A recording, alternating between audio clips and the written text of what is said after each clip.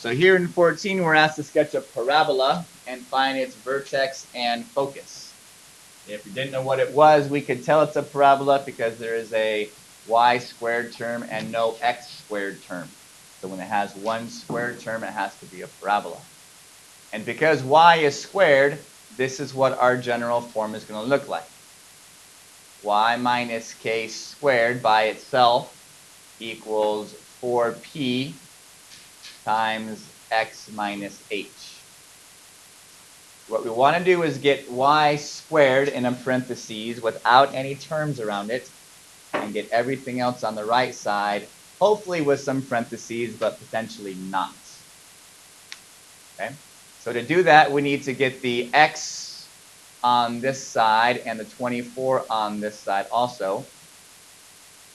And then we will complete the square with our y term. So y squared plus 8y plus a box. That's the only way we're going to turn this into a perfect squared trinomial. Equals 4x minus 24 plus that same number from the other side. Okay, as long as we add both things to both sides, then our equation will stay balanced. So we divide both sides by 2. Oh, no, don't divide, but we want to find the square. And that gray is too light. So we take half of this middle term and we square it.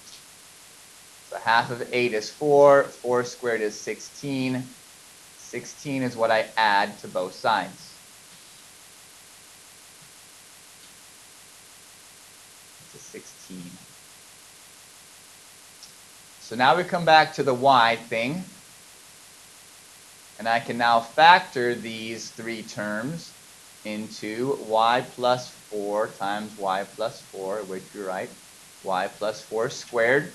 There I've got that side.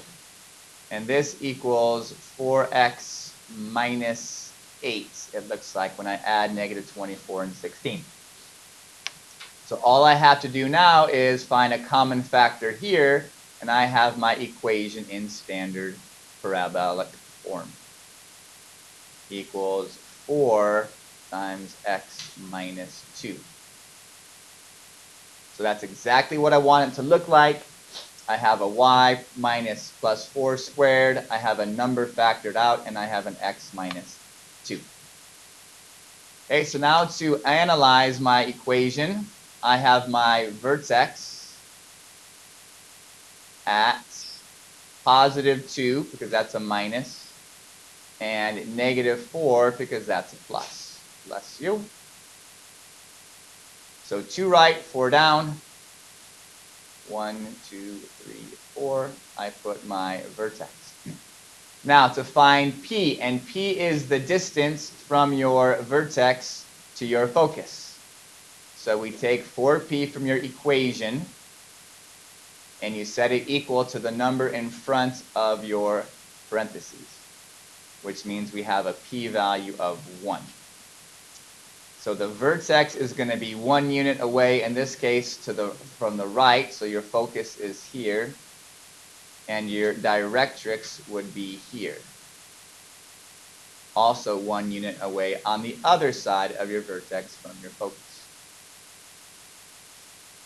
So you have vertex here, focus there, and directrix here. Now it opens right because y is being squared and it's positive. So if x equals y squared, it opens right and left. And if y equals x squared, it opens up and down. So because y is the squared thing, it will open to the right because y is positive. Now the other points we get are from using our focus, or rather our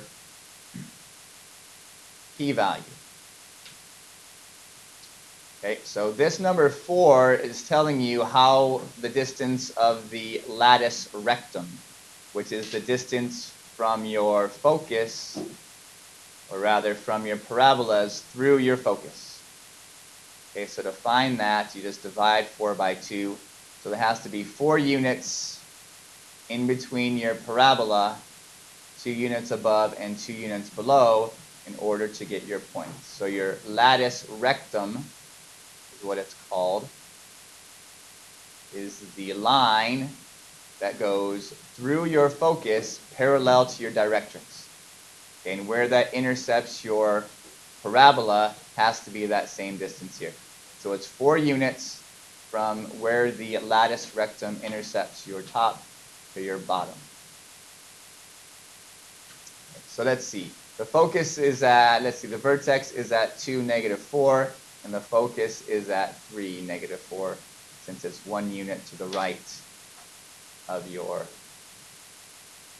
vertex.